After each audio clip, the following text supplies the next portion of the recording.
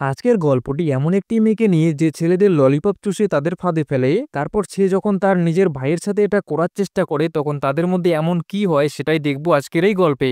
গল্পের শুরুতে দেখা যায় একজন পুলিশ অফিসার একটি গাড়িতে বসে আছে এবং একটি মেয়ে গাড়িতে তার ললিপপ চুষে যাচ্ছে।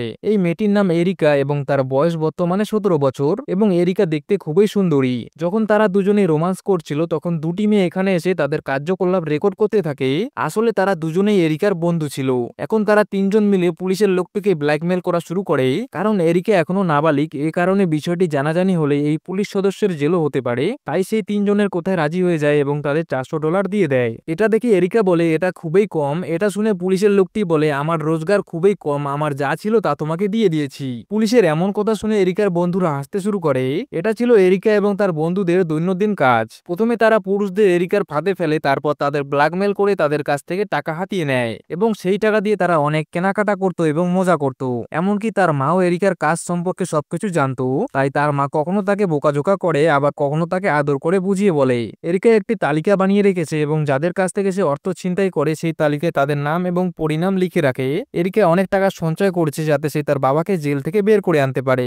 এরিকা তার বাবার মুক্তির জন্য অর্থ সংগ্রহের দায়িত্ব নিয়েছে। তারপর আমরা এরিকা এবং তার বন্ধুদের একটি ক্লাবে দেখতে পাই। এখানে এরিকার চোখ পড়ে একটি ছেলের উপর। এরিকা তার বন্ধুদের বলে আমি এইমাত্র একটি ছেলেকে দেখেছি যে খুবই হ্যান্ডসাম। এদিকে এরিকার মা তার নতুন প্রেমিক ববের সাথে ডেটিং করছিল। তারপর সে তার বয়ফ্রেন্ডের সাথে একটা রেস্টুরেন্টে এরিকা এবং ববের ছেলেকে নিয়ে যায়। ববের ছেলের নাম জন। জন বর্তমানে 18 বছর বয়সী এবং সম্প্রতি ডিআই থেকে ফিরে এসেছে, কারণ সে মাদকাসক্ত ছিল।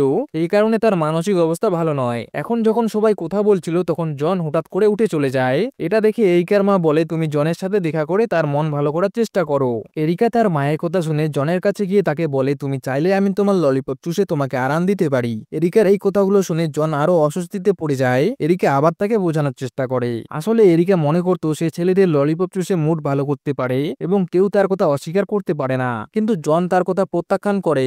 এরপর এরিকা তার বন্ধুদের এসব কথা বলে। এরপর তার বন্ধুরা তাকে বলে জন তোমার ভাই, তুমি কিভাবে নিজের ভাইয়ের সাথে এটা করতে পারো। এরিকা এরিকার মা বাবার সাথে থাকতে শুরু করে দিয়েছে।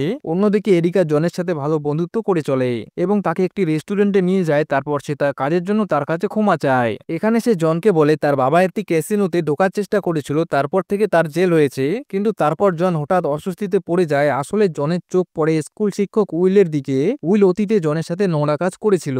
যদিও জন এসব বিষয়ে অভিযোগ করেছিল কিন্তু কেউ তার কথা বিশ্বাস করেনি। এইভাবে উইলকে অতীতে শাস্তি দেওয়া হয়নি। আর যখন জন হঠাৎ উইলকে দেখে তাই তার সবকিছু মনে পড়তে শুরু করে। এখানে এরিকার চোখ আবার সেই হ্যান্ডসামের দিকে যায় যাকে সে শেষবার ক্লাবে দেখেছিল। এরপর এরিকা তার পিছু করতে শুরু করে এবং লেটার বক্স থেকে তার পোস্ট করা চিঠিটি বের করে নেয়। এখন রাতে জন আত্মহত্যা করার চেষ্টা করে কিন্তু তার প্রচেষ্টা ব্যর্থ হয়। তারপর এরিকা যখন এসব দেখে সে সবাইকে সেখানে ডাকে। তারপর বব জনকে নিয়ে হাসপাতালে আসে। এরিকা সবাইকে বলে জন খুব বিষণ্ণ হয়ে আছে কারণ অতীতে তার সাথে অনেক খারাপ ঘটনা ঘটেছে। তারপর রাতে এরিকা জনের বেডরুমে যায় এবং জনের শিক্ষক উইলের উপর প্রতিশোধ নেওয়ার জন্য তাকে বিষণ্ণতা থেকে বের করে আনতে প্রস্তুত হয়। এই কারণে তাদের বন্ধুত্ব আরো গভীর হয়ে ওঠে। কিন্তু এরিকা দেখতে পায় যে উইল সেই একই ছেলে যাকে সে হ্যান্ডসাম মনে করত এবং এতদিন ধরে সর্বত্র তাকেই দেখে আসছিল। অর্থাৎ যে হ্যান্ডসাম ছেলে যাকে এরিকা ক্লাবে দেখেছিল সে উইল ছাড়া আর কেউ না। তারপর যখন এরিকা তার বন্ধুদের কাছে এই সমস্ত কথা বলে তখন তারা ভাবে এত সুন্দর চেহারার একজন লোক কিভাবে বাচ্চাদের নির্যাতন করতে পারে। কিন্তু এরিকা উইলের কাছ থেকে প্রতিশোধ নেওয়ার প্রতিজ্ঞা করেছে, তাই সে মলে উইলের সাথে দেখা করে এবং তার সাথে বন্ধুত্ব গড়ে তোলে। তারপর রাতে যখন সে জনের সাথে দেখা করে তখন সে তাকে বলে আমি অবশ্যই উইলের কাছ থেকে প্রতিশোধ নেব। এরপর তারা একসাথে ড্যান্স করে এবং উইলের সাথে পরের দিন দেখা করে এবং তাকে বোলিং শেখানোর জন্য অনুরোধ করে এবং উইলও এতে রাজি হয়ে যায়। তারপর দুজনে যখন বাইরে বের হয় তখন প্রবল বৃষ্টি হচ্ছিল।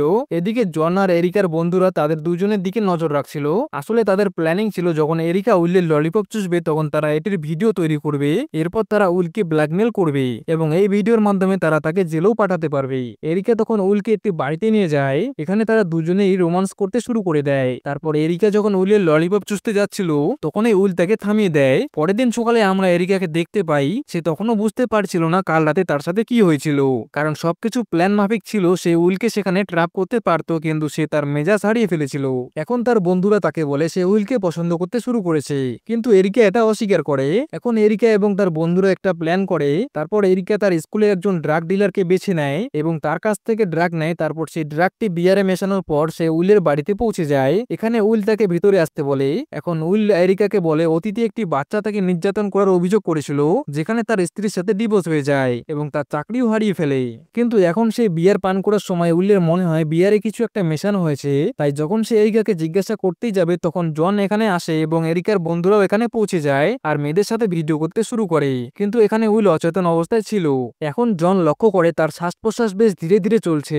এটি দেখে সকলে খুব ভয় পেয়ে যায় এবং কিছু ভুল না হয়ে যায়, তাই তারা সেখান থেকে পালিয়ে যায়। কিন্তু এখান থেকে যাওয়ার সময় এরিকার চোখ উইলের দেওয়ালের দিকে পড়ে। সেখানে একটি শব্দ লেখা ছিল যার অর্থ ছিল বাচ্চা নির্যাতনকারী। এরপর পরের দিন সকালে পুলিশ এরিকার বাড়িতে আসে এবং এরিকাও তার বন্ধুদের বিরুদ্ধে ভাঙচুরের অভিযোগ আনে। কিন্তু এরিকা এসব অস্বীকার করে এবং পুলিশ বলে এখন পর্যন্ত সে উইলের সাথে কথা বলতে পারেনি। এরপর এরিকা এবং জন উইলের বাড়িতে যায়। আসলে তারা নিশ্চিত করতে চেয়েছিল উইল ঠিকঠাক আছে কিনা, কিন্তু তারা এখানে এসে দেখে উইল এখনো সোফায় সেই অবস্থায় বসে আছে।